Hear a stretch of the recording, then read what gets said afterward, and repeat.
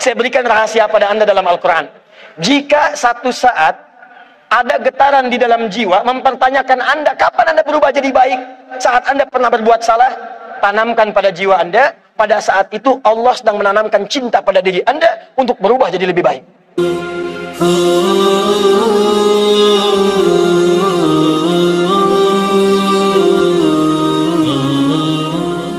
Assalamualaikum warahmatullahi wabarakatuh.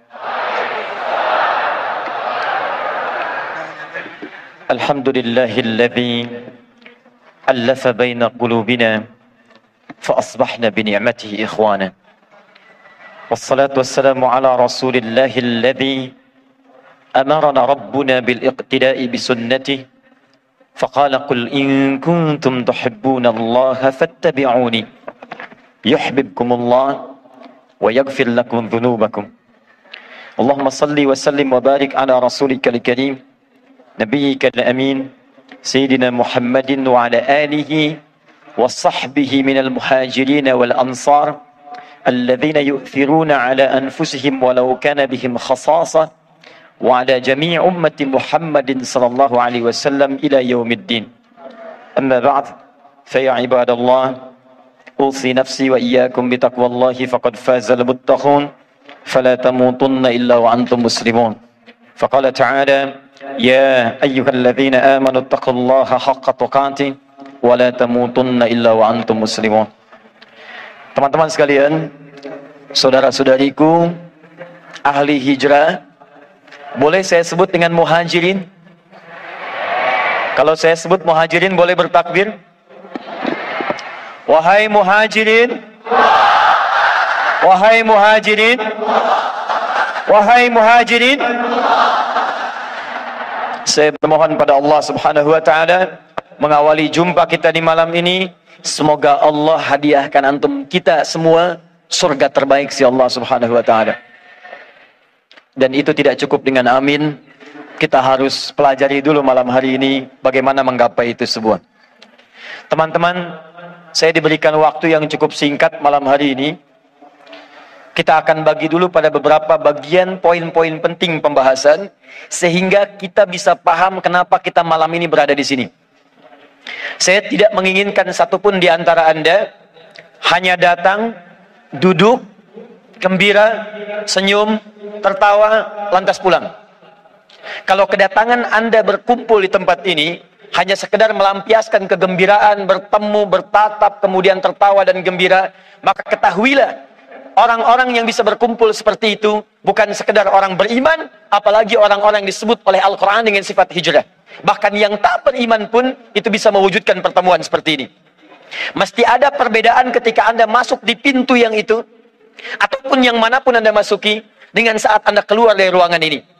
Karena Nabi telah menjamin lewat hadisnya yang sangat populer, disebutkan di Ibnu Majah, nomor hadis 233, riwayat sahabat Abu Darda, seorang yang sangat luar biasa, meriwayatkan satu hadis yang jika kita praktekkan poinnya di hari ini, maka Anda akan mendapatkan bagian yang telah Nabi jamin. Perhatikan kalimat Nabinya, haddatsana qala Rasulullah sallallahu alaihi wasallam, man salaka tariqan yaltamisu fihi ilma sahhalallahu lahu tariqan ilal jannah. Wa innal malaikata la tad'u ajnihataha ridan li talibil ilmi. Wa innal ulama'a warathatul anbiya. Wa innal anbiya'a lam yurithu dinaran wala dirhama walakinnahum warathul ilma. Fahadhu fa'akhidhuhu bihadhin wafir. Siapapun di antara Anda, kata Nabi, man harfun ismun mausulun yadullu ala kullil faradiyati, huruf yang menunjukkan pada satu sosok secara personal, mau subjek mau objek, mau Anda laki-laki atau perempuan, besar kecil tua muda, tak peduli kaya cukup apapun profesinya, kata Nabi, siapapun di antara Anda mampu meluangkan waktu kemudian menempuh satu jalan hanya untuk datang mempelajari sebagian dari tuntunan agamanya, Anda ingin berubah dari sebelumnya, Anda ingin lebih baik lagi dari sebelumnya, Anda ingin lebih dekat dengan Allah Subhanahu wa taala, maka setiap keringat yang keluar dari tetesan kulit Anda, setiap tapak kaki yang melangkah sampai dengan ke tempat Anda tuju, kata Nabi, perhatikan kalimatnya, itu semua langsung akan dinilai oleh Allah dengan meringankan langkah Anda menuju surga. Wa innal malaikata, dan jika para penuntut ilmu mengetahui, sejak Anda keluar dari tempat Anda tinggal, itu malaikat sudah membentangkan sayapnya, mengiringi Anda sampai Anda pulang, ridwan li talibil ilmi, untuk memberikan ridha bagi para penuntut ilmu. Karena itu teman-teman, mari kita perbaiki niat dulu sebelum kita mulai pembicaraan kita pada malam hari ini. Ikhlaskan karena Allah, siapkan untuk berubah. Ada 3 hal yang nanti Allah akan berikan bagi orang-orang yang nanti kita akan bahas dalam pertemuan pada malam hari ini. Siap insyaAllah? Muhajirin? Muhajirin? Baik. Teman-teman, pertama, kenapa mesti berhijrah? Saya ulang. Kenapa mesti berhijrah? Anda mesti punya tujuan yang jelas. Ketika dibuka hijrah festival, Anda datang ke tempat ini, apa yang Anda dapatkan? Ternyata, mari kita lihat, Allah turunkan 1 ayat langsung yang memberikan 3 jaminan utama. 2 akan diberikan saat di dunia, 1 akan diberikan saat ia wafat menuju alam kuburnya. Dan ketiganya akan Allah jamin dibawa sampai menghadap ke akhirat, mendapatkan surga paling nikmat yang dijanjikan. Ayat ini disebutkan di Quran surah yang keempat, surah An-Nisa ayat ke-100, posisi paling kiri sebelah bawah di mushaf. Mari kita lihat pelan-pelan. Wa may yuhajir fi sabilillah. Wa may yuhajir, dan siapapun yang berniat ingin berhijrah, berubah lebih baik daripada keadaan sebelumnya, ingin lebih dekat dengan Allah, ingin lebih dipandang mulia, ingin merubah keadaan supaya lebih baik dan sempurna sebagai manusia. Perhatikan kalimatnya. Yajid fil ardi muraghaman katsira. 1. Wasa'ah. 2. Wa may yakhruj min baitihi muhajiran ila Allah wa rasuli thumma yudrikul maut. 3. Faqad waqa'a ajruhu 'ala Allah. Orang-orang yang meniatkan dirinya datang untuk berubah, kemudian dia ingin berhijrah, bahkan difasilitasi malam ini dengan sebuah festival hijrah yang tidak pernah diadakan sebelumnya. Anda tahu, pertemuan malam ini bukan sekedar mempertemukan kita di tempat ini untuk berikrar, tapi lebih daripada itu, kita diringankan langkahnya oleh Allah. Saya punya keyakinan, dari sekian hamba Allah yang tahu acara ini, yang mendengar tentang acara ini, yang tahu tentang pertemuan di malam ini, pertanyaan saya, kenapa cuma Anda yang diringankan langkahnya? Kenapa Anda yang dilembutkan hatinya? Kenapa Anda yang punya kesempatan datang ke sini? Saya punya keyakinan, lebih dari sekedar datang, Allah ingin merubah hidup Anda untuk mendapatkan 3 kemuliaan yang dijanjikan di ayat ini. Dengan kalimat ini baik-baik. Kalau Anda sampai datang ke sini, duduk di sini, dan kita belajar di malam ini, mendengar ayat ini, tapi 3 kemuliaan ini belum mampu Anda raih, dan bahkan ada 3 semangat untuk meraihnya, maka dengan cara apa lagi Allah mesti menjadikan Anda orang baik? Ada banyak orang yang berharap datang ke sini. Dia bertanya berapa lagi tiketnya tersedia. Dia bertanya apa ada kesempatan bisa diperpanjang. Dia bertanya apa ada luang bisa didapatkan, dan tidak dia meraihnya. Dia tidak meraihnya. Ada yang kemudian mengisi kuotanya untuk melihat tayangan live via media sosial. Ada yang menonton di channel-channel yang telah disediakan. Anda kurang apa lagi? Diringankan, diberangkatkan, didudukan, mendengar, langsung melihat, menatap dan mendengarnya. Kalau pertemuan kita malam ini belum mampu mengubah Anda, maka dengan cara apa lagi Allah menjadikan Anda sebagai hamba yang terbaik?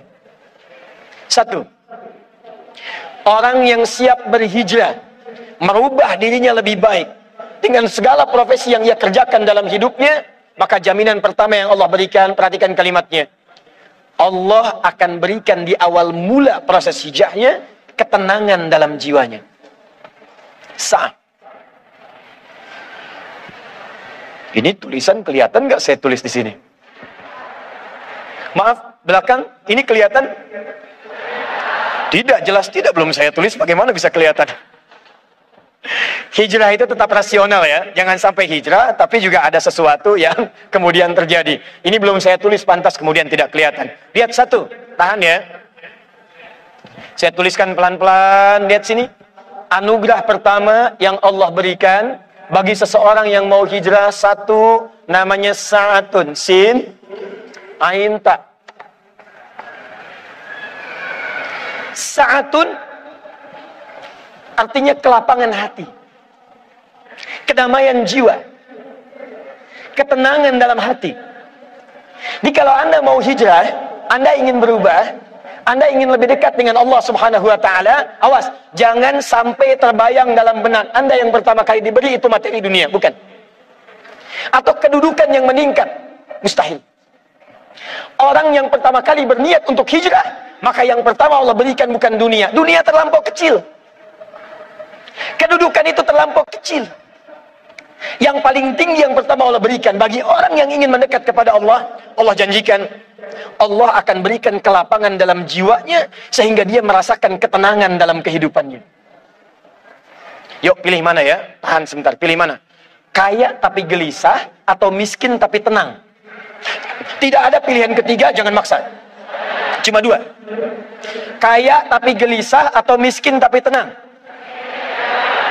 Baik. Satu atau dua? Nomor satu atau dua? Pilih nomor satu atau dua? Oh, Masya Allah. Muhajirin? Baik. Perhatikan baik-baik. Buka Quran surah ke-18 ayat ke-16. Paling kanan sebelah atas di mushaf. Kenal Ashabul Kahfi? Kenal. Ayo kenal di mana? Masya Allah. Cuman peserta hijrah festival yang kenal Ashabul Kahfi. Nabi Muhammad aja nggak pernah lihat. Antum bukan Nabi, bukan Rasul, bisa kenal. Pulang saya. Lihat teman-teman. Ashabul Kahfi, para pemuda, orang hebat.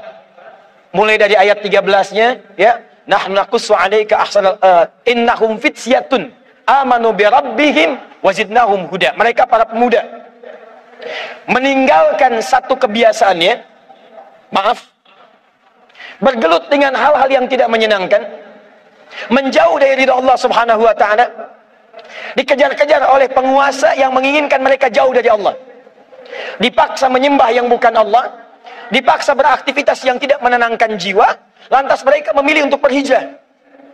Mereka tinggalkan kemapanannya, mereka tinggalkan kesenangannya, mereka meninggalkan kemudian kenyamanannya. Anda tahu ketika mereka berhijrah untuk meninggalkan lingkungan-lingkungan sebelumnya, kemana Allah mintakan mereka untuk pergi?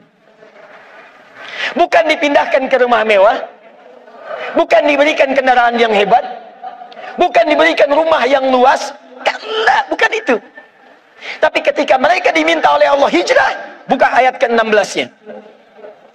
Wa idh i'tazaltumuhum wa ma ya'buduna illa Allah fa'u ilal kahfi yanshur lakum rabbukum birrahmatihi wa yuhayyi lakum min amrikum mirfaqa. Allah. Ketika mereka memutuskan untuk hijrah, meninggalkan segala kebiasaan yang ada di kaumnya, mereka kemudian mendekat kepada Allah. Walaupun itu berjuang dengan hal yang tidak mudah. Ada yang menyerangnya, ada yang mencelaknya, ada yang memakinya, ada yang mengejarnya, ada yang berniat mengeksekusinya. Namun mereka bertahan menghadapi itu semua untuk mendekat kepada Allah Subhanahu wa Ta'ala. Apa perintah pertamanya? Fa'u ilal kahfi, masuk ke gua. Anda terbayang nggak? Kalau saya katakan sekarang, Ustadz, saya mau hijrah. Oh, silahkan ya, pergi ke Gunung Karang, masuk ke gua. Pertanyaan saya, masuk tidak Anda? Kalau ada Anda bertanya, saya pengen hijrah, lantas Anda disuruh masuk ke dalam gua. Pertanyaan saya, masuk tidak? Ulangi, masuk tidak? Tidak. Perhatikan bagaimana keyakinan mereka terhadap Allah. Diperintahkan masuk gua, sepanjang Allah yang perintahkan, saya masuki gua itu. Masuk guanya bukan karena guanya, cuma karena Allah perintahkan. Kalau Allah nggak minta, saya nggak akan masuk ke gua itu. Anda bisa bayangkan, gua yang tempatnya lebih sempit dari rumah yang ditinggali, fasilitasnya nyaris tidak didapati, kemewahannya tidak diraih, ketenangannya dirasakan, nampaknya tidak seperti tempat sebelumnya. Tapi ketika mereka masuk ke dalam gua itu, apa yang Allah berikan? Yanshur lahum min rahmatihi. Di gua itulah Allah turunkan rahmatnya, sehingga membuat tempat yang sempit terlihat gelap, tiba-tiba dengan rahmat Allah menjadi terang dan lapang dalam kehidupannya. kalau Anda ingin berhijrah, boleh jadi Anda meninggalkan kebiasaan-kebiasaan yang sebelumnya pernah dirasakan. Ada perkumpulan yang membuat tawa, ceria, gembira, tapi lupa dengan sholat. Ada diskusi yang dinikmati sampai menjadi titian-titian sinetron, tapi penuh dengan gibah. Ada aktivitas yang terasa nampak enak, uangnya datang berlimpah, tapi di dalamnya banyak maksiat yang dikerjakan. Tiba-tiba ketika Anda ingin meninggalkan itu semua, Anda harus berhadapan dengan meninggalkan segala kemapanan dan kemewahan yang tadinya diraih. Dari yang semula tempatnya enak, fasilitasnya bagus, tiba-tiba masuk gua. Saya mau tanya pada Anda, tahan ya. Kalau teman-teman yang ikhwan bekerja, dapat gaji 100 juta, sholatnya susah. Tiba-tiba ada tawaran pindah tempat kerja. Di pekerjaan itu gajinya 100 ribu, tapi sholatnya enak. Baca Qur'annya hampir tiap hari. Puasanya bisa rajin. Pilih mana? 100 juta. Banyak maksiat atau 100 ribu dekat dengan Allah? Masa? Itu nggak mudah. Itu nggak mudah. Jadi kalau Anda pengen hijrah, yang pertama kali dirasakan pasti tantangan. Anda pasti akan pindah ke dalam suasana yang menguji kelapangan hati kita di dalamnya. Jadi jangan heran kalau tiba-tiba Anda hijrah, kemudian dicela orang. Bukan Anda saja yang dicela. Perhatikan, Allah dicela oleh orang kafir. Malaikat dicela. Nabi dicela. Rasul dicela. Ulama dicela. Sahabat dicela. Tabi'in dicela. Anda Allah bukan. Malaikat bukan. Nabi bukan. Rasul bukan. Sahabat bukan. Tabi'in bukan. Ulama bukan. Imam bukan. Jadi makmum kadang-kadang. Anda nggak pengen dicela. Anda siapa? Jadi kalau Anda kemudian berubah, tiba-tiba kumpul-kumpul, pindah ke majlis taklim, ada yang mengatakan soleh, padahal nama Anda Asep misalnya. Bagaimana cara memahaminya? Kata Al-Quran, lihat kalimatnya. Baik itu lawannya buruk. Jadi jika ada celaan kepada Anda yang baik dari asalnya yang buruk, itu sesungguhnya bukan celaan. Sesungguhnya rahmat Allah yang menetapkan perubahan pada diri Anda menjadi baik dan keluar dari lisan yang buruk. Jadi kalau Anda dicela orang karena berhijrah, jangan marah. Sebetulnya itu pengakuan dari Allah karena Anda telah berubah. Yang jadi masalah itu kalau Anda dicela ketika melakukan perbuatan buruk, maka disitulah kecemburuan Allah datang untuk mengembalikan Anda pada kebaikan. Satu. Yuk tahan sebentar. Saya mau tanya pada Anda, Nabi Muhammad itu rumahnya luas atau sempit? Pernah lihat? Itu masalahnya. Kamar Nabi dengan Sayyidah Khadijah ketika berumah tangga, para akhwat, luas atau sempit? Makanannya banyak atau sedikit? Tahu dari mana? Oke, sekarang mari kita lihat. Buka hadis riwayat Al-Bukhari, nomor hadis 2008 sampai 2010, paling kanan sebelah bawah di kitabnya. Riwayatnya dari Sayyidah Aisyah. Secara singkat, beliau kemudian menyaksikan Nabi tahajud. Ketika Sayyidah Aisyah bergeser tangannya, itu menyentuh kaki Nabi. Ada seorang suami sholat di kamarnya, istrinya berbaring di sampingnya. Ketika istrinya bergeser, menggeserkan tangannya, tangannya terkena kaki suaminya. Pertanyaan saya, kalau ada seorang istri tidur di satu tempat, kemudian tangannya bergeser, terkena kaki suami yang sedang sholat, tidurnya di kasur atau di lantai? Pasti di bawah. Kalau ada suami sedang sholat, istrinya tidur bergerak, kena kaki suaminya, ruangannya sempit atau luas? Nabi saja ketika hijrah pindah ke Madinah, Allah tidak memberikan kepada beliau pertama kali datang dengan kelebihan harta yang melimpah. Allah tidak memberikan kemewahan dunia kepada beliau. Tapi yang paling menarik seperti Ashabul Kahfi, sempit di dalam gua tapi lapang dalam dirinya. Nabi datang ke tempat yang luar biasa terbatas, tempat tinggalnya terbatas, ruangannya sempit, tapi ketika hatinya dekat dengan Allah, kesempitan itu menjadi kelapangan dalam dirinya. Nanti kalau akhwat dan ikhwan serius hijrahnya, Anda akan mendapatkan ketenangan yang tidak pernah Anda rasakan sebelumnya. Demi Allah saya katakan, bahkan uang yang Anda kumpulkan saat ini tak akan mampu membeli ketenangan itu.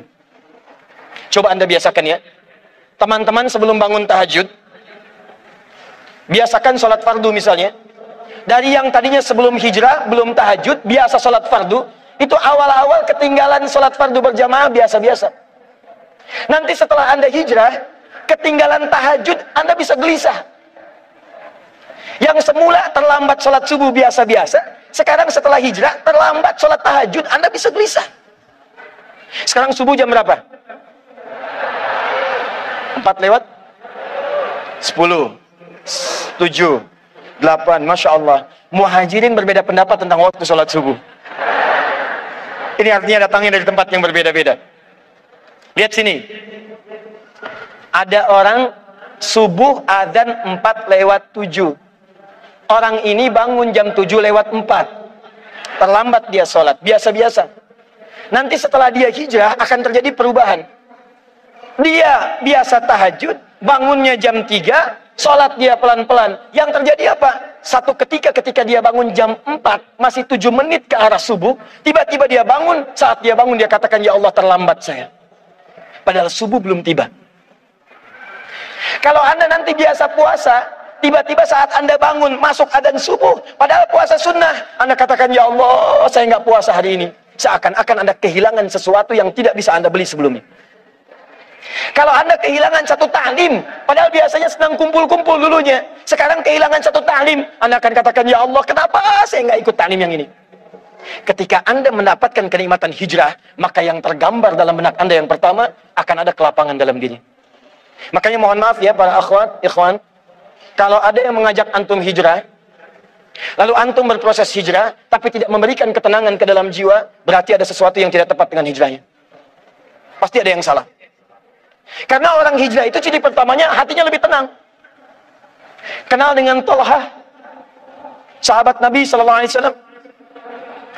Talha hijrah dengan istrinya. Kemudian beliau tinggal di Madinah. Satu kali Nabi kedatangan seorang tamu mengatakan, ya Rasulullah, saya datang lapar, boleh saya minta jamuan? Nabi tanyakan pada setiap istrinya, datang ke Sayyidah Aisyah, ada makanan? Kata beliau, tidak. Datang kepada Zainab radhiyallahu ta'ala anha, ada makanan? Kata beliau, tidak. Datang kepada Saudah binti Zam'ah, ada makanan? Kata beliau, tidak. Perhatikan, seorang Nabi saja itu belum tentu mendapati makanan di rumahnya. Saya pernah mendengar riwayat seperti ini. Satu kali, saat Nabi itu di pagi hari bersiap untuk sarapan, ternyata di rumahnya Sayyidah Aisyah nggak punya makanan. Anda bayangkan, Nabi di rumah nggak ada makanan. Sayyidah Aisyah kemudian menangis pada saat itu, mengatakan pada dirinya, ya Allah, saya zalim, ya Allah, pada Nabi. Hari ini beliau tidak puasa, tapi saya nggak punya makanan untuk dimasak. Anda tahu apa yang Nabi lakukan? Beliau datangi istrinya, beliau berikan senyuman terbaik, lalu beliau bisikan ke telinganya, sayang, tahukah kamu, hari ini aku puasa. Satu kali terjadi, Nabi SAW di hari puasa, riwayatnya sahih. Di hari puasa, Sayyidah Aisyah lupa beliau masak. Lalu beliau katakan pada dirinya, ya Allah, saya zalim hari ini. Nabi puasa, kok bisa saya masak? Apa yang Nabi lakukan? Beliau datangi istrinya, beliau berikan senyum terindah, beliau katakan pada istrinya, sayang, hari ini aku tidak puasa. Anda bisa bayangkan bagaimana rumah tangga seseorang yang bahkan tidak ada makanan, itu masih keluar kalimat-kalimat indah di lisannya. Kalau hatinya tidak lapang, mustahil mendapatkan semua itu. Datang ke rumah Nabi, makanan tidak ada. Kata Nabi, tunggu sebentar, saya akan carikan sahabat yang bisa membantu. Ditanyakan oleh Nabi, siapa yang bisa menjamu tamu ini? Mengacungkan tangan seorang bernama Talha. Kata beliau, ya Rasulullah, saya yang menjamu. Saat dikatakan Talha, kamu siap-siap pulang ke rumahnya. Sampai di rumahnya ternyata bertanya pada istrinya, sayang, di rumah kita sekarang ada makanan apa? Kata istrinya, hanya satu porsi untuk anak kita yang sedang lapar sekarang. Perhatikan bagaimana keluarga ini setelah berhijrah belajar dari kenyamanan yang Allah tanamkan dalam jiwanya. Kata suaminya, kamu tidurkan dulu anak kita. Saya mau tanya ya pada akhwat teman-teman di sini, kalau ada tamu kemudian dibawa ke rumah ibu, ke rumah teman-teman di sini, tiba-tiba Anda akan menjamu makanan yang ada cuma satu porsi untuk anak Anda yang sedang lapar. Pertanyaan saya, makanan itu akan diberikan kepada tamu atau kepada anak yang sedang lapar? Pilih, tamu atau anak? Masa? Tamu atau anak? Muhajirin? Perhatikan baik-baik. Istrinya berkata tanpa dugaan, aku akan tidurkan lebih cepat dari waktu sebelumnya. Anaknya kemudian ditidurkan oleh ibunya. Kemudian suaminya mengambil penyiapan makanan, dibawa ke ruang makan, dijamu tamunya. Kata Talha, silahkan engkau makan. Kata tamunya, saya tidak akan makan sebelum Anda makan dengan saya. Kata Talha, saya merasa malu kalau meninggalkan istri saya sendirian. Saya akan temani istri saya untuk makan di tempat yang lain. Jadi tamu itu kemudian makan, Talha kemudian pindah ke satu tempat, terlihat bayangan dari tempat tamu itu. Suami istri ini terlihat sedang makan, nampak seperti makan. Yang satu makan dengan lahapnya, sementara yang satu ternyata sedang pura-pura makan. Hanya membunyikan tempat makanan, padahal tidak ada makanan yang beliau makan. Saya mau tanya pada Anda, bagaimana bisa orang-orang yang hijrah punya kepekaan seperti ini? Dia sendiri masih butuh, tapi saat orang lain terlihat membutuhkan, dia rela memberikan pada apa yang mereka butuhkan. Peristiwa ini ketika terjadi, besoknya datang Talha menghadap kepada Nabi. Kata Nabi, selamat ya Talha, telah turun satu ayat dari Allah langsung untuk menghadiahkan kepada dirimu. Turunlah Quran surah ke-59 ayat 9 sampai 10 itu, paling kanan sebelah bawah. Wa yu'thiruna ala anfusihim walau kana bihim khasasa. Jadi kalau Anda hijrah, maaf ya, maaf sekali. Gagal di pekerjaan, tidak akan kecewa. Maaf sekali. Tertinggal kemudian kemewahan, tidak akan kecewa. Ada orang mencela, tidak akan marah.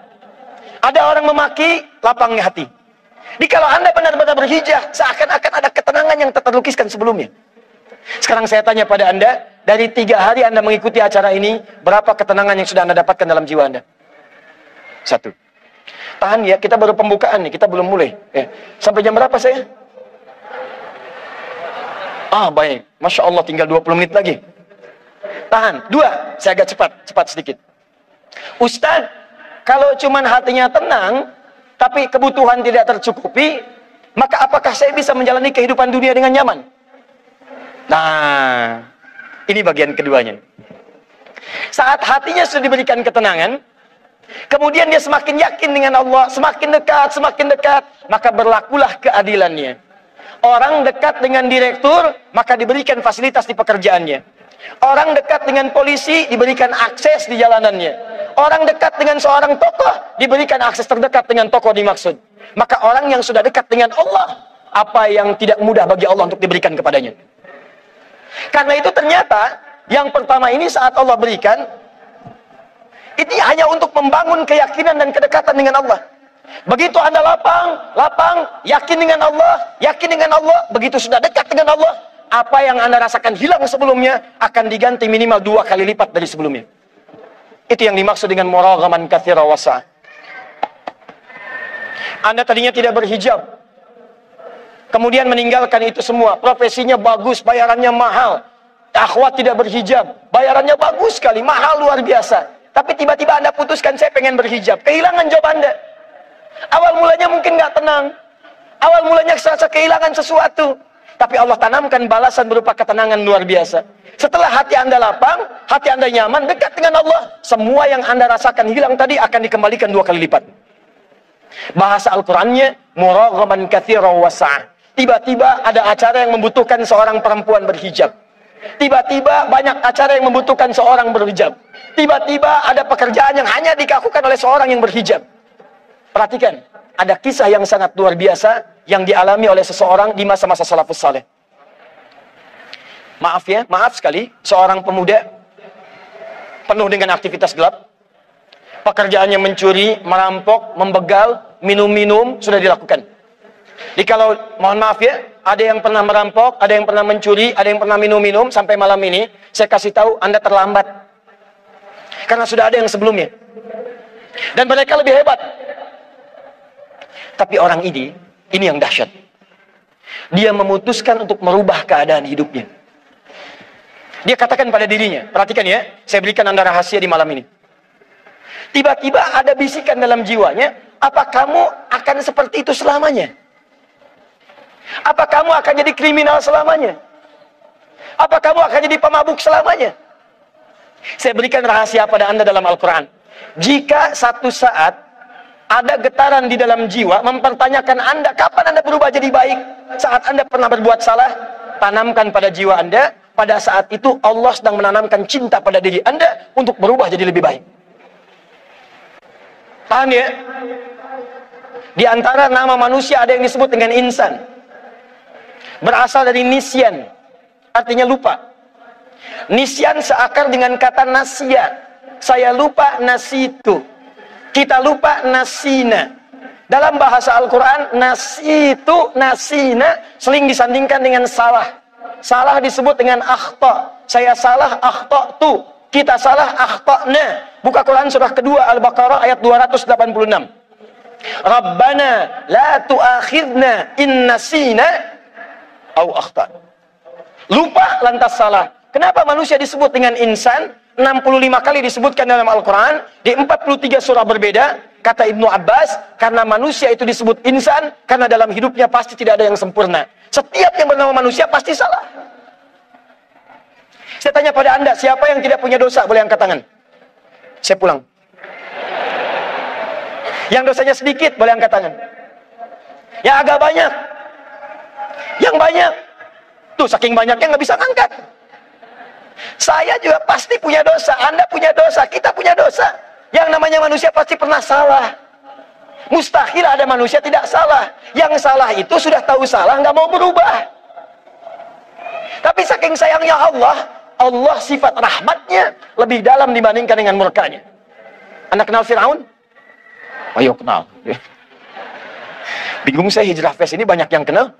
Ya, Masya Allah, Fir'aun kenal, Ashabul Kahfi kenal ya. Luar biasa. Buka Quran surah ke-20 ayat 43 sampai 44. Ya. Setiap apa yang saya sampaikan di akhir nanti akan saya tanyakan. Nanti kita akan interaksi. Buka Quran surah 20 ayat 43 sampai 44. Lihat baik-baik. Fir'aun itu manusia paling kejam di masanya. Kata-katanya kasar. Saking kasarnya, mohon maaf ya, bukan cuma celaan. Kalau sudah keluar kata kasar, resikonya nyawa. Itu saya tidak suka dengan rambutnya tuh. Tolong pisahkan kepala dari badannya. Kepalanya. Jadi kalau sudah nggak suka, itu bisa kematian taruhannya. Sehingga apa yang terjadi? Maaf, hobinya bunuh orang. Buka Quran surah kedua ayat 49. Yuzabbihuna abna'akum. Bahkan membunuhnya, diikuti bayi yang sedang dikandung, saat terlahir langsung disembelih di depan ibu yang baru melahirkannya. Fir'aun. Kata-katanya kasar, mengaku Tuhan. Ana rabbukumul a'la. Saya Tuhan kalian yang paling hebat. Manusia sekarang paling banter ngaku nabi. Fir'aun ngaku Tuhan. Ana rabbukumul a'la. Tapi apakah dengan segala tingkah pola seperti itu membuat Allah tidak memberikan hidayah? Tidak. Kamu lahir bersih, kamu lahir punya fitrah. Kenapa kamu pulang dalam keadaan berdosa? Dikirimkan langsung 2 orang nabi kepada Fir'aun. Anda terbayang tidak? Kita saja sampai hari ini, nabinya cuma 1, nggak pernah lihat. Fir'aun manusia paling zalim, dikirimkan 2 orang nabi. Idhaba ila Fir'auna innahu tagha. Musa dan Harun, pergilah kepada Fir'aun. Dia telah mulai menyimpang. Fir'aun 1 orang, nabinya 2. Sejahat-jahatnya manusia, Allah masih sayang. Pasti dibawa jalan untuk berubah. Ini bisa kebayang nggak? Fir'aun yang ngaku Tuhan, hobi bunuh orang, kata-katanya kasar, suka eksekusi, masih diberikan hidayah untuk berubah. Anda bukan Fir'aun. Anda tidak pernah mengaku Tuhan. Anda tidak pernah punya hobi bunuh orang. Kesalahan Anda tidak sebanyak Fir'aun. Kalau Fir'aun saja diberi jalan untuk berubah, apalagi Anda? Pasti Allah bisikan dalam jiwa Anda, ada saatnya Anda untuk berubah. Sebelum Allah wafatkan Anda untuk kembali kepadanya. Ingat teman-teman, maaf ya, maaf. Kita tidak akan lama. Satu kali kita pasti akan pulang. Pastikan saat Anda pulang, ada kebahagiaan terpancarkan di wajah Anda. Ketika Anda terlahir, semua orang tertawa melihat Anda, dan Anda menangis. Tapi pastikan ketika Anda wafat nanti pulang kepada Allah, buat orang lain menangis, Anda yang tertawa. Saat Anda terlahir, Anda menangis, orang tertawa. Saat Anda wafat kembali kepada Allah, pastikan dengan perubahan itu, Anda yang tersenyum, buat mereka menangis mengiringi kepulangan Anda kepada Allah Subhanahu wa Ta'ala. Jadi kalau Fir'aun saja bisa berubah, kenapa Anda tidak?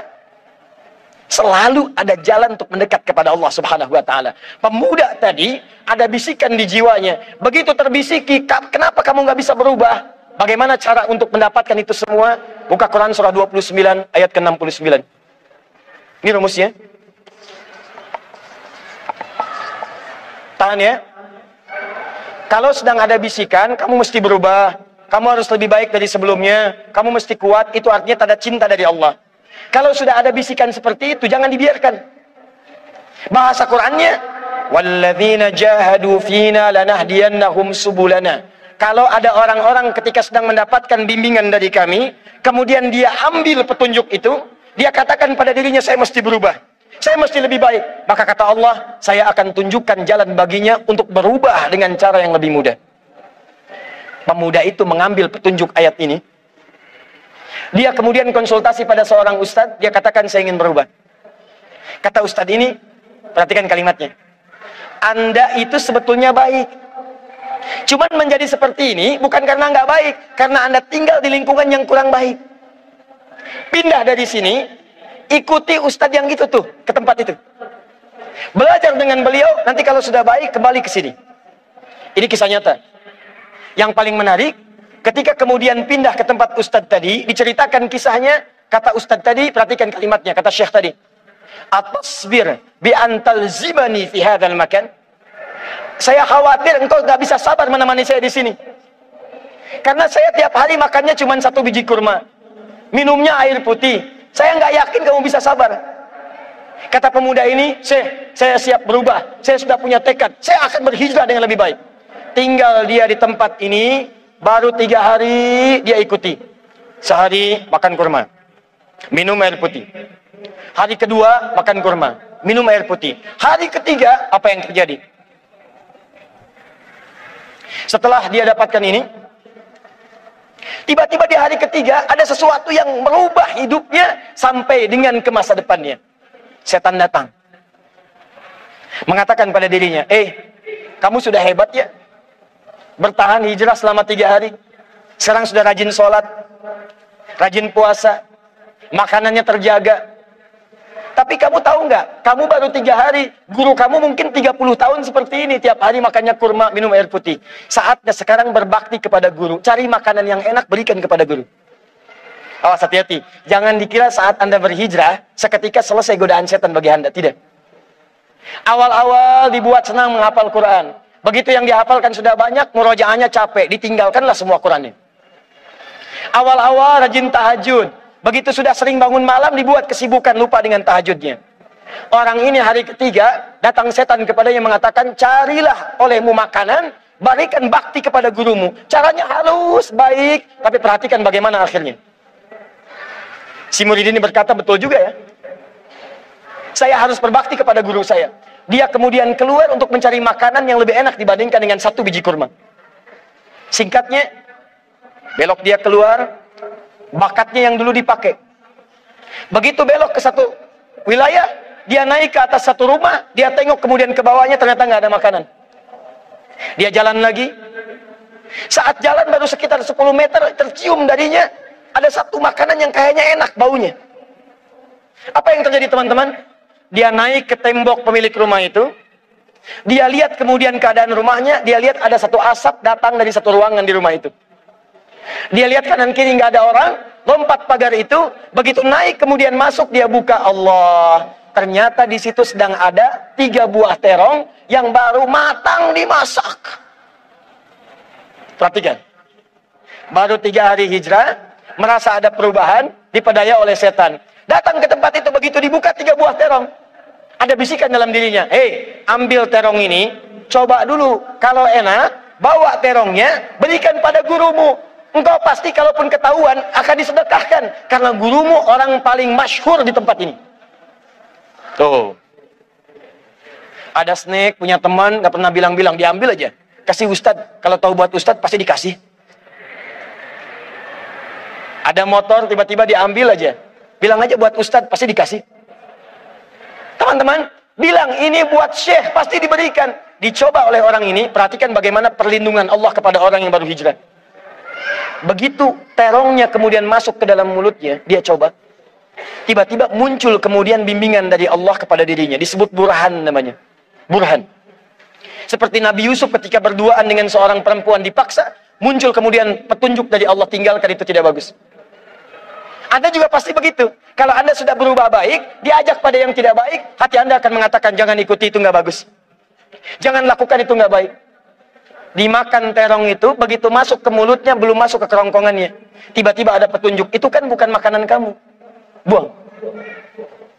Dengan rasa takut kepada Allah, dimuntahkan terong yang telah dikunyah itu, ditinggalkan tempatnya dengan perasaan takut, dia kembali kepada syekhnya yang tadi.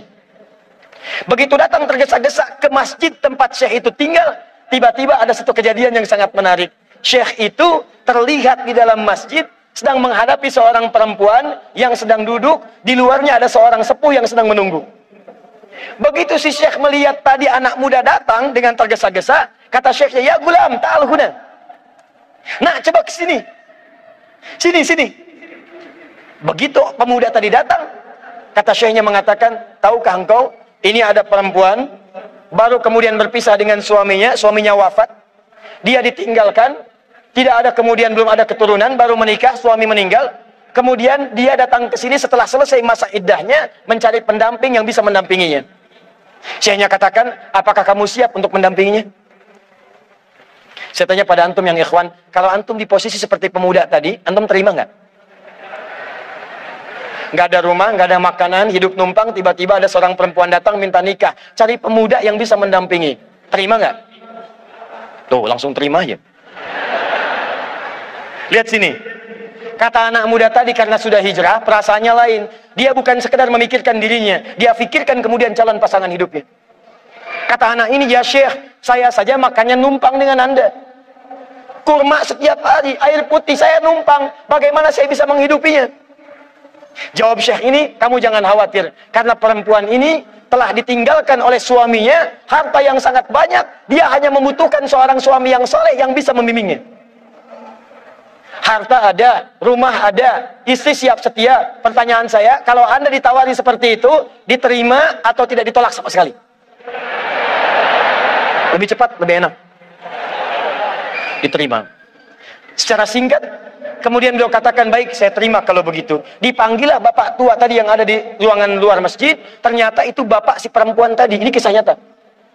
Setelah dipanggil, diakadkan, kemudian dinikahkan, kata istrinya, sayang, mari kita pulang ke rumah.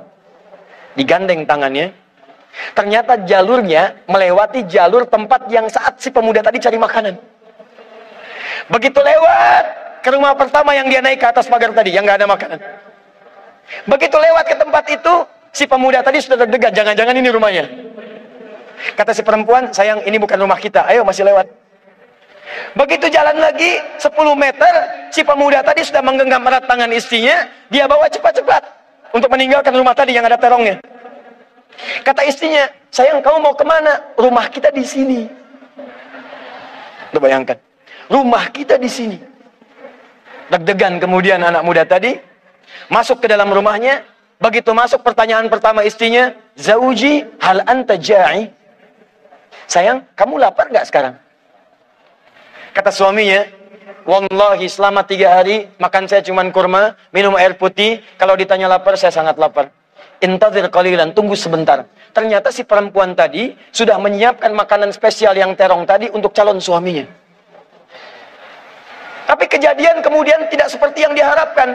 Begitu sampai ke dapur, dia lihat kemudian terongnya telah terbuka, ada masalah. Dia teriak pada saat itu, manakala bazinjani? Siapa yang makan terong saya? Nah, tahan. Kalau Anda dalam situasi tadi, awas jangan enaknya aja, siap terima. Sekarang masalahnya mulai muncul. Kalau Anda dalam situasi tadi, apa yang Anda katakan? Awas jangan salahkan kucing. Manusia kadang tidak adil. Awas hati-hati, yang keluyuran si fulana yang disalahkan kupu-kupu. Awas hati-hati, yang korupsi manusia yang disalahkan tikus. Baik, apa yang Anda katakan?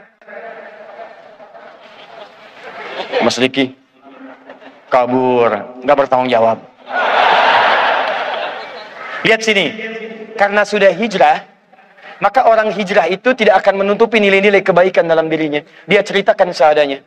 Dia katakan, zaujati, sayang istriku, wallahi saya tidak mengurangi setiap kalimat pun. Tadi kejadiannya begini, saya itu sudah 3 hari begini, ada bisikan mencari makan untuk memuliakan guru, saya cari-cari sehingga datang ke sini, saya temukan terong ini, tapi wallahi, begitu saya cobain, saya tumpahkan karena takut saya kepada Allah. Saya tumpahkan. Anda tahu apa yang terjadi? Keluarlah satu kalimat jawaban dari istri yang tak terduga. Yang kata sementara orang mengatakan, kalau istri semua seperti ini dalam kehidupan, maka tenang kehidupan di muka bumi. Apa jawab istrinya? Perhatikan.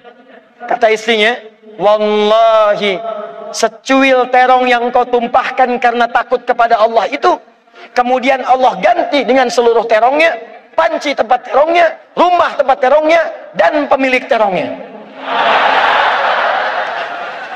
Wallahi, secuil terong yang kau tumpahkan karena takut kepada Allah itu, Allah ganti kembalikan dengan seluruh terongnya, panci tempat terongnya, rumah tempat terongnya, dan pemilik terongnya. Tahan ya Bu ya, pegang erat tangan suaminya supaya nggak cari terong dari sini pun. Jadi teman-teman, hijrah itu nggak akan pernah Anda kehilangan dunia, enggak. Anda pasti genggam itu. Yakin. Kalau Anda pertama berubah, Anda dipaksa dekat dulu dengan Allah. Begitu sudah dekat, semua dikembalikan, nggak ada yang hilang. Ingat kata-kata saya ini ya, ingat kata-kata saya. Buka Quran surah ke-51 ayat 22. Quran surah kedua ayat 168. Quran surah kedua ayat 172. Quran surah ke-7 ayat 96. Dan Quran surah kedua ayat ke-29. Ulangi. Oke. Siapa yang hafal Quran? Yang hafal Quran 30 juz, angkat tangan. 1, 2. Akhwat? Saya baru dapat 2 orang. 3, 4. Terus? Saya pengen 100 orang. 1, 2, 3, 4. Ada lagi? Tidak ada? 30 juz? Tolong catat 4-4-nya, insya Allah kami berikan hadiah umrah.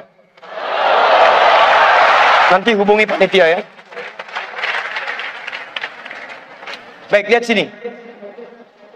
Anda kalau hijrah, jangan takut kehilangan dunia. Buka Quran surah ke-51 ayat 22. Lihat kalimatnya.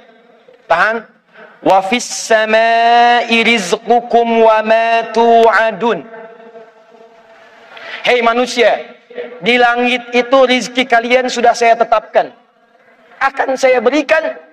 Jangan takut itu tertukar. Lihat. Rizki Anda kata Allah sudah ditetapkan, dijanjikan diberikan, dan tidak akan tertukar. Boleh ada menteri yang ditukar. Boleh ada putri yang ditukar. Sampai jadi sinetron, silahkan. Tapi tidak akan pernah ada rizki yang tertukar. Tidak ada. Demi Allah saya katakan, rizki kita itu sudah diatur. Yang belum jelas itu surga kita. Jadi Anda jangan takut kalau hijrah kehilangan rizki. Mustahil. Mustahil. Setiap hamba Allah yang terlahir sudah ditetapkan kadar rizkinya dan tidak akan pernah berkurang sampai dia wafat. Begitu dia wafat, tidak akan pernah wafat kecuali semua rizkinya terpenuhi, selesai. Cuma memang dirahasiakan. Ada yang 100 miliar, ada yang 2 miliar, ada yang cuma 200.000, ada. Kenapa dirahasiakan? Sebab kalau diberikan secara langsung diketahui, maka manusia tidak akan pernah merasa semangat untuk mencarinya. Ini di antara kawan kita misalnya antum rizkinya 100 miliar. Hari ini sudah mendapatkan 999, misalnya 99 miliar, 999 juta, 999 ribu rupiah. Tinggal berapa? 1000. Demi Allah saya katakan, kalau antum tahu rizkinya cuma 1000, nggak akan datang antum ke Hijrah Fest ini. Pasti itikaf di masjid aja. Karena tahu tinggal 1000, begitu 1000 meninggal. Astagfirullah, astagfirullah, ayo astagfirullah. Ayo ke Hijrah Fest, nggak mau ah. Ketemu hari untung, nggak mau. Kenapa? Tinggal 1000. Dulu ada film yang nyawanya tertulis di tangannya itu dituliskan. Jadi kalau sudah berkurang, selesai dia. Nah kita itu dirahasiakan supaya kita semangat mencarinya. Tapi tahukah Anda, kata Allah, rizki sudah saya tiapkan, akan diberikan, tidak akan tertukar. Jadi kalau ada orang takut hijrah karena takut kehilangan rizki, takut jadi miskin, takut kehilangan harta, takut kehilangan kedudukan, itu artinya dia belum paham dengan konsep kehidupan. 3 yang terakhir. Saya tutup sampai di sini. Terakhir nanti akan saya ceritakan tentang sesuatu yang sangat penting dan boleh jadi Anda termasuk di dalamnya. Dua ini diberikan saat di dunia. Yang ketiga akan dijamin oleh Allah saat seseorang itu maaf, tiba-tiba kemudian sesuai dengan ajalnya wafat menghadap Allah Subhanahu wa taala. Teruskan ayatnya. Quran surah 4 ayat 100. Wa may yakhruj min baitihi muhajiran ila Allah wa rasuli thumma yudrikul maut faqad waqa'a ajruhu 'ala Allah.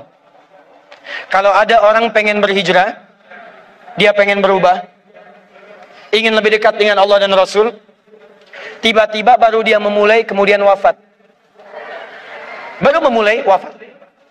Bahkan ada yang baru melangkah kemudian wafat. Lihat kalimat ini. Faqad waqa'a ajruhu 'ala Allah. Hijrahnya diterima oleh Allah dan dijamin surganya langsung oleh Allah Subhanahu wa taala. Jadi kalau ada yang datang ke Hijrah Fest ini, qadar Allah misalnya saat berangkat atau saat pulang, tiba-tiba maut datang menjemputnya dengan niat yang benar, maka beruntunglah orang itu karena surganya telah dijamin oleh Allah Subhanahu wa taala. Bahkan yang paling dahsyat, kalau dia benar-benar berhijrah diawali dengan tobat. Misal, ayat ini turun untuk menggambarkan seorang yang pernah bunuh 100 orang. Dia berzina, dia mabuk, dia bunuh orang sampai 100. Tiba-tiba dia katakan saya ingin berubah. Dia konsultasi pada seorang syekh, kata syekh itu belajar ke tempat sana, datang ke majelis ilmu. Begitu di jalan dia berangkat, di tengah jalan dia bertobat, astagfirullah, astagfirullah, astagfirullah. Di tengah jalan, belum sampai ke tujuan, maut datang menjemputnya. Meninggal di tengah jalan, belum sampai ke majelis ilmu, dalam keadaan bertobat, bahkan telah membunuh 100 orang, banyak mabuk, banyak mencuri dan sebagainya. Apa yang terjadi? Turun ayat mengatakan, faqad waqa'a ajruhu 'ala Allah. Dosanya saya ampuni kata Allah dengan tobatnya, kakinya yang dia langkahkan menghadirkan satu amalan, dia dijamin masuk surga. Angkat tangan Anda, siapa yang pernah bunuh 100 orang? Ada polisi di sini? Siapa yang hobinya menyakiti orang lain? Siapa yang setiap harinya sehari mabuk minimal 5 kali sehari? Kalau Anda belum mencapai ini, Anda belum ada apa-apanya. Tapi persoalannya, yang bunuh orang aja, maaf ya, yang bunuh orang, yang mabuk, yang zina, tobat diampuni, masuk surga. Masa Anda yang nggak pernah bunuh orang nggak bisa masuk surga? Kalau cuma Anda pernah ditato, hapus. Kalau pernah mabuk, tinggalkan. Sesali, berubah. Begitu Anda berubah, walaupun wafat, pulang dari sini wafat, Allahu Akbar, kalau tobat surga menanti Anda. Mau seperti itu? Silakan Anda pulang wafat gitu ya. Teman-teman, baik, sekali lagi, siap berhijrah insya Allah? Siap berhijrah? Nah, pertanyaannya terakhir, saya punya 7 menit. Bagaimana cara berhijrah? Saya hanya berikan satu kisah, diabadikan dalam kitab hadis. Ini barangkali, maaf ya, ini rencana suami dengan istri yang dimaksimalkan oleh istri saat dia single parent dalam kehidupannya. Perhatikan baik-baik. Singkat saja, singkat ya. Hijrah itu berpindah pada satu keadaan yang lebih baik menurut Allah.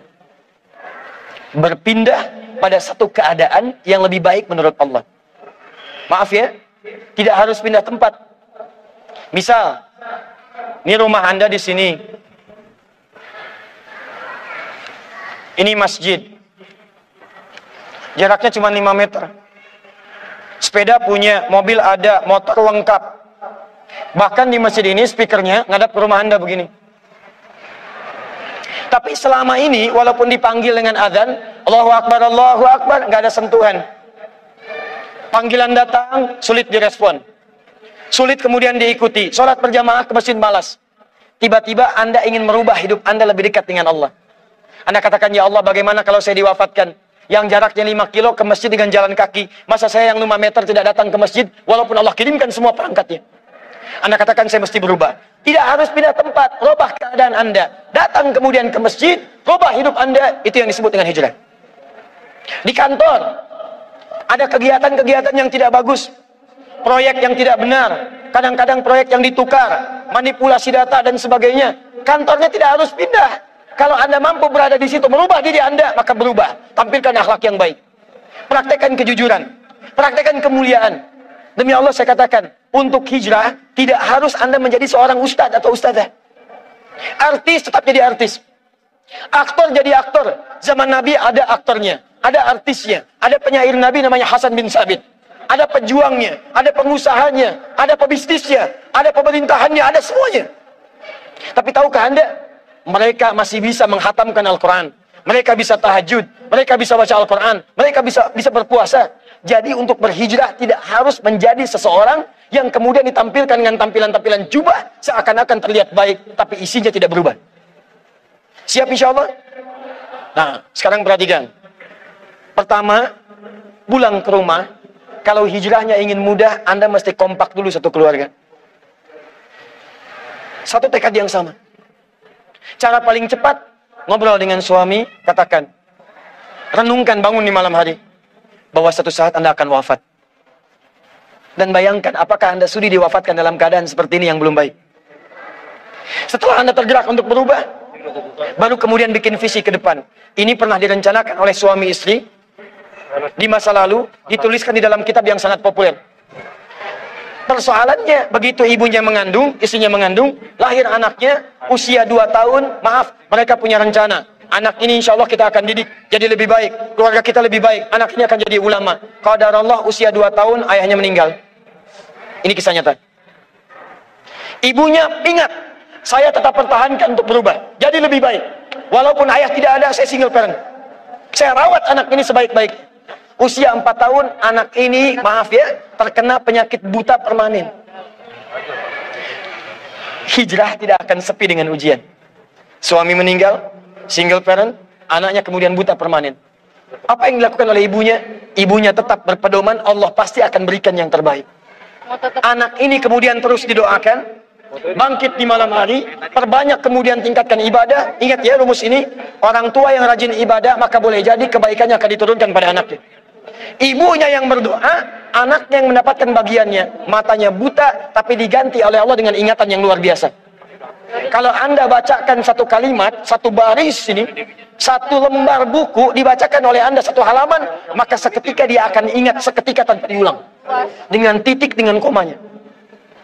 Anak ini kemudian dibawa ke sekolah Al-Quran, dimasukkan talaki ke syekh di sana. Syekh di situ kemudian membacakan pada saat itu surat Qaf, surah ke-50. Qaf dibacakan sampai akhir ayatnya. Anak ini anak yang paling kecil teman-teman, mata buta, nggak bisa ngelihat. Teman-temannya berada di atasnya usianya, ada yang 6 tahun, 7 tahun, dia 4 tahun. Begitu selesai membacakan, kata syekhnya, lihat kalimatnya. Man hafidha ala dhahri qalbi. Siapa yang hafal apa yang tadi saya bacakan, hafalan di dalam kepalanya, bukan di luar kepala. Hafal di luar kepala masih belum hafal.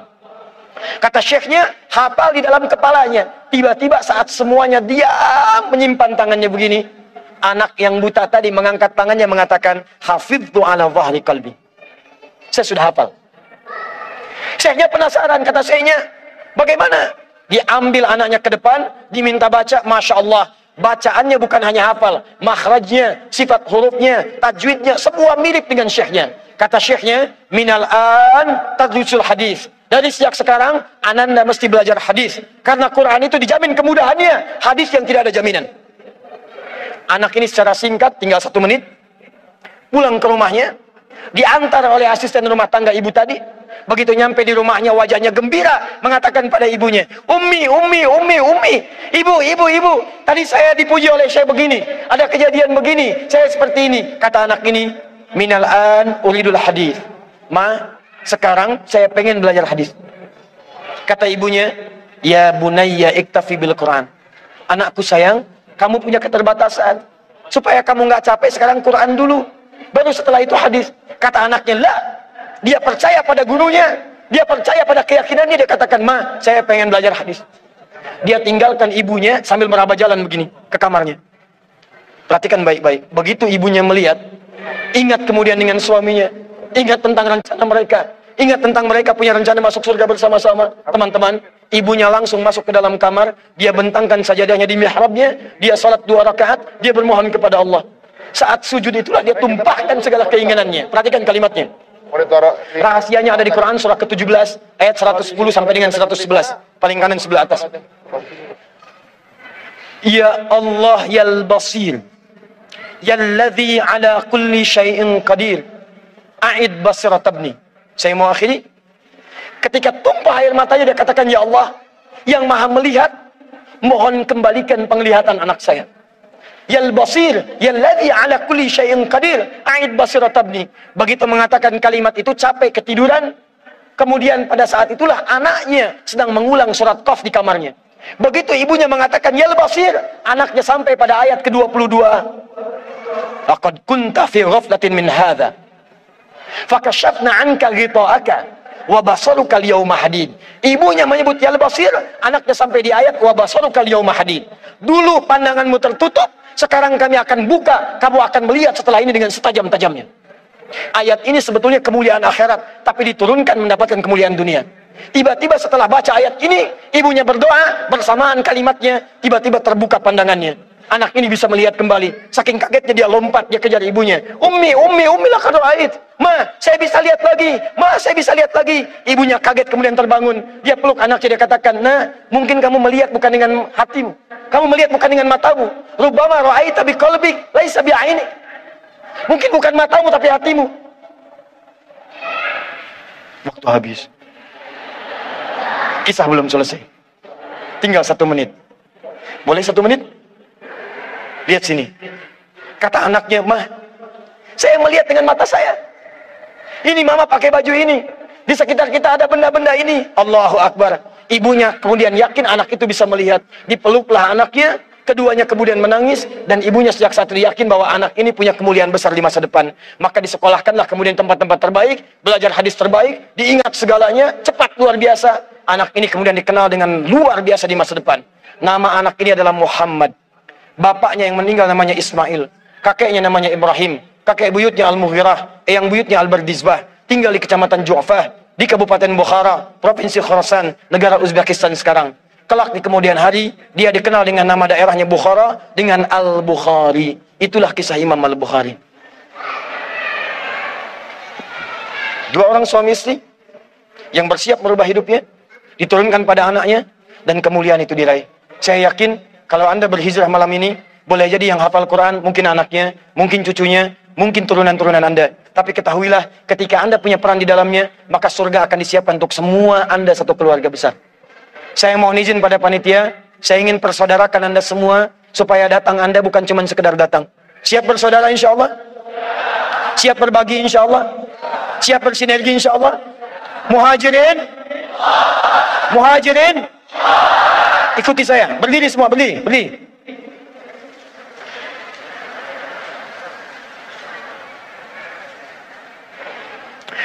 Bismillahirrahmanirrahim.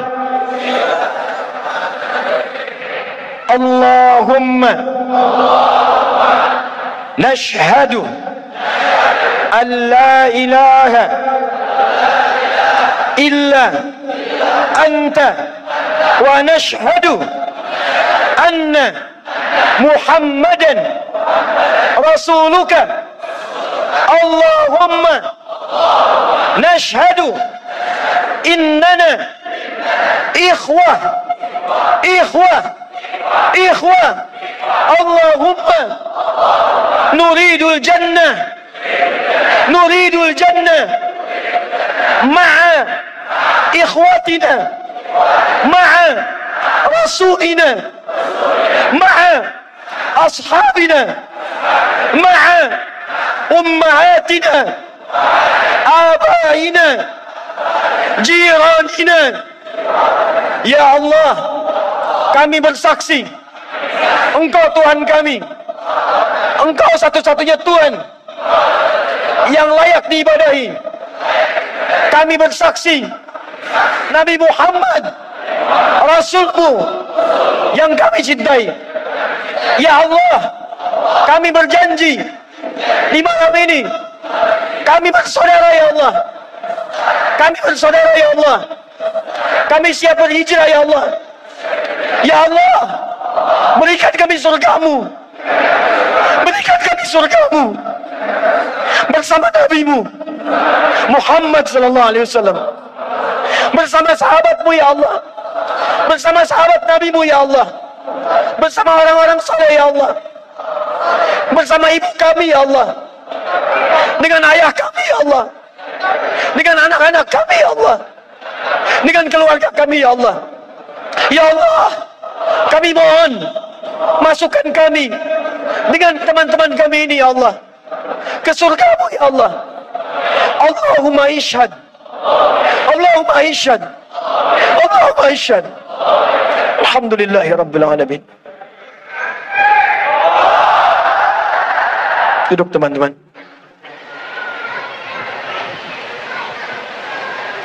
Saya mohon setelah ini, saat antum pulang, kenalilah teman-teman Anda. Buatlah komunitas. Yang senang dengan Quran, bikin komunitas Quran. Yang senang dengan tahajud, bikin komunitas tahajud. Yang senang dengan puasa, bikin komunitas. Saling kenali satu dengan yang lain, dan bantu. Karena Anda tadi telah mengatakan kepada Allah, Anda berjanji di hadapan Allah Subhanahu wa Ta'ala. Maka mulai hari ini, saya bermohon kepada Allah, dalam sujud saya, dalam keheningan malam, insya Allah saya akan ingat antum semua, dan saya mohonkan supaya kita istiqomah dalam kehidupan kita. Nabi menutup ta'limnya dengan 3 cara. Kadang cukup dengan hamdalah kalau ingin singkat, kadang dengan kifaratul majlis kalau ada pertautan dosa, kadang beliau berdoa, kemudian diikuti oleh para sahabatnya. Saya tidak tahu momen ini kapan lagi terjadi, jadi saya ingin gabungkan ketiga-tiganya. Kita bermohon kepada Allah, mudah-mudahan dengan doa kita di malam hari ini kita diberikan kemuliaan oleh Allah Subhanahu wa Ta'ala.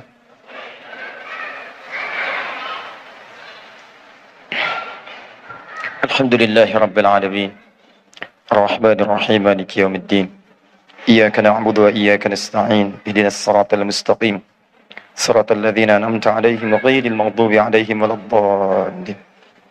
Allahumma salli wa sallim wa barik ala rasulika al-karim, nabiyyika al-amin, sayyidina Muhammadin wa ala alihi wa sahbihi wa ummatihi ila yaumiddin. Allahumma rabbana la tada' lana fi maqamina hadha wa fi kulli maqamin dhanban illa ghafartah. Duhai Allah, kami bermohon kepadamu, jika di malam ini ada satu di antara kami yang datang ke tempat ini membawa lumuran dosa, maka mohon ya Rabb, jangan biarkan ia meninggalkan tempat ini kecuali Engkau telah ampuni segala dosa-dosanya. Tubna ilaika ya Rabbal Alamin, kami bertobat kepadamu ya Allah pada malam hari ini. Allahumma taqabbal minna taubatana, ya Allah terima taubat kami ya Allah. Idza kana fi hadzal makan ya Allah min al-azwaj alladzina ya'suna ya Allah fi 'ailatihim, Allahumma taqabbal minhum taubatahum. Ya Allah, jika ada seorang suami hadir dalam pertemuan di malam ini dan dia berbuat banyak maksiat sebelum datang kemari, ya Allah, maka mohon ampuni dosa-dosanya ya Allah di rumah tangganya. Jika maksiat terjadi pada istrinya, pada anak-anaknya karena peran suami-suami di malam ini ya Allah, peran ayah-ayah di malam ini ya Allah, maka ampuni dosa kami ya Allah, para suami dan ayah serta anak ya Rabbal Alamin. Allahumma idza kana hunalika al-ummahat min al-azwaj ya Rabbal Alamin, Allahumma allawati ya'sina amamaka ya Rabbal Alamin fi 'ailatihinna, taqabbal minhunna taubatahunna ya Rabbal Alamin. Ya Allah, jika di tempat ini ada perempuan-perempuan dari kalangan ibu, istri ataupun anak ya Allah yang banyak bermaksiat sebelum datang ke tempat ini, mohon ya Allah, jangan biarkan Engkau ya Allah jadikan dia kembali dari tempat ini kecuali Engkau telah ampuni segala dosa-dosanya. Jika dosa di rumahnya adalah karena peran dirinya, maka ampuni dosa-dosanya ya Rabbal Alamin. Jangan Engkau wafatkan ia ya Allah sebelum Engkau terima taubatnya ya Arhamar Rahimin. Allahumma wala hamman illa farajtah, jika ada yang datang ke tempat ini membawa kegelisahan, maka jangan biarkan dia meninggalkan tempat ini kecuali Engkau telah tenangkan keadaan jiwanya. Allahumma ya Allah, ya Allah, ya Allah, wala asiran illa yassarta, jika ada yang datang ke tempat ini untuk berhijrah ya Allah, tapi hidupnya masih sulit, di rumah tangganya sulit, di pekerjaannya sulit, kehidupan sosialnya sulit, kami mohon ya Rabb, dengan hijrahnya di malam hari ini, dengan tobatnya ya Allah, angkat dan hilangkan seluruh kesulitannya ya Rabbal Alamin. Allahumma wala maridan illa syafaita, jika ada yang Engkau tengah uji dengan penyakit ya Allah, seberat apapun, maka mohon angkat dan sembuhkan penyakit. Allahumma alif baina qulubina ya Allah, ati anfusana taqwaha wa zakkiha anta khairu man zakkaka anta waliyuha wa maulaha. Duhai Allah, kami mohon kepadamu ya Allah, jika memang di tempat ini hati kami masih kotor ya Rabb, sering bermaksiat ya Allah, kami mengaku zalim pada ayah ibu kami ya Allah, kami durhaka pada ayah ibu kami ya Allah, ibu yang telah mengandung kami, melahirkan kami ya Allah. Kami belum mampu membalas segala kemuliaannya sampai saat ini ya Rabbal Alamin. Ayah yang telah berkeluh kesah ya Allah, berpeluh keringat untuk bisa memberikan yang terbaik bagi kami. Kami bermaksiat kepada mereka ya Allah. Kami berbuat buruk dalam kehidupan ya Allah. Kami melanggar ketentuan-Mu. Kami mengakui itu semua. Kami ingin berubah ya Allah. Allahumma ya Allah, la tawaffana illa nahnu muslim. Ya Allah, mohon jangan wafatkan kami sebelum Engkau jadikan kami sebagai muslim yang baik ya Rabbal Alamin. Allahumma ya arhamar rahimin. Allahumma ihdi ailatana ya Allah. Ihdi jiranana ya Rabbal Alamin. Doa ya Allah, jika di malam ini masih ada kerabat kami yang belum baik, atau bahkan keluarga kami ya Allah, adik kami, kakak kami, atau bahkan ayah ibu kami ya Allah, jika mereka masih jauh dari tuntunan-Mu ya Allah, mohon sentuh hatinya agar mereka berubah. Jangan pisahkan kami dengan mereka di surga ya Allah. Allahumma ya arhamar rahimin. Idza kana hunalika min baqiyati hayatina faj'al baqiyata hayatina ya Allah hayatan thayyibah. Ya Allah, jika memang kami besok masih hidup, terbuka jalan panjang kehidupan bagi kami, mohon ya Allah, bimbing kami untuk merubah hidup kami supaya lebih baik dalam hidup yang Kau ridhai ya Rabbal Alamin. Wa idza kana hadhihi al-laila ya Rabbal Alamin min akhir hayatina faj'al ya Allah akhir hayatina husnal khatimah. Ya Allah, kami mohon kalau malam ini kami pun mesti wafat ya Allah, dan malam ini adalah malam terakhir dalam kehidupan kami, mohon wafatkan kami dalam keadaan husnul khatimah. Qawi lisanan lakula kalimat at-tauhid la ilaha illallah. Ya Allah, mohon dalam sakaratul maut kami ringankan lisan kami mengucapkan kalimat tauhid la ilaha illallah Muhammadur Rasul. Allahumma ajib kalimatana biqaulika ya ayyatuhan nafsul mutmainnah irji'i ila rabbika radiyatan mardiyah fadkhuli fi ibadi wadkhuli jannati. Ya Allah, mohon jawab kalimat kami ya Allah di akhir hidup kami dengan kalimat-Mu yang indah. Ya ayyatuhan nafsul mutmainnah, jiwa-jiwa yang tenang, Engkau sudah menjadi baik. Irji'i ila rabbika radiyatan mardiyah, cepat pulang. Aku sudah merindukan-Mu. Aku ridha dengan kebaikan-Mu, Engkau pun akan ridha dengan pemberian-Ku. Aku sudah siapkan surga terindah untuk-Mu, Engkau akan jadi hamba-Ku yang Kumuliakan. Allahumma ya Rabbal Alamin. Allahumma ya arhamar rahimin. Ij'al ya Allah fi qulubina wa thabbitna bil istiqamah. Ya Allah, mohon berikan bimbingan agar kami bisa istiqamah dalam hijrah kami ya Rabbal Alamin. Siapapun kami ya arhamar rahimin. Allahumma inna rahmataka wasi'at ya Allah kulla syai'. Inna rahmataka ya Allah tuhitu min ghadabika. Ya Allah, memang di malam ini kami layak mendapatkan murka-Mu ya Allah, atau mungkin hukuman-Mu ya Allah, tapi kami yakin rahmat-Mu lebih luas daripada murka-Mu ya Rabb. Cinta-Mu lebih dalam dibandingkan dengan marah-Mu ya Rabb. Maka kami yang baik bermohon kepada-Mu ya Rabbal Alamin. Ya Allah, limpahkan rahmat-Mu kepada kami di malam hari ini ya Rabbal Alamin, kepada keluarga kami ya Arhamar Rahimin. Allahumma ya Allah, ighfir lana dhunubana ya Allah, amda'fina fi nusrati ikhwanana fi Palestin ya Arhamar Rahimin. Ya Allah, ampuni dosa kami ya Allah, ampuni dosa kami yang belum mampu menolong saudara kami di Palestina ya Rabbal Alamin. Kami mohon ampun ya Allah. Allahumma khaffif hisabana yaumal qiyamah ya Allah, ringankan hisab kami di hari kiamat ya Allah, yang tak mampu menolong teriakan anak-anak kecil di Palestina, anak-anak kecil di Syria, para du'afa di Rohingya. Ampuni kami ya Allah. Kami masih sibuk berselisih ya Allah, kami masih sibuk saling mencela ya Allah. Kami menginginkan persatuan, tapi kami sendiri terpecah belah ya Allah. Ampuni kami ya Allah. Allahumma Allahumma nahnu ibadak. Allahumma nahnu ibadak. Ya Allah, kalaupun kami salah, kami hamba-Mu ya Allah. Kami hamba-Mu yang memohon ampunan dari-Mu ya Rabbal Alamin. Allahumma ja'al baldatana Indonesia baldatan ya Allah anta tarda anna fiha thayyibah.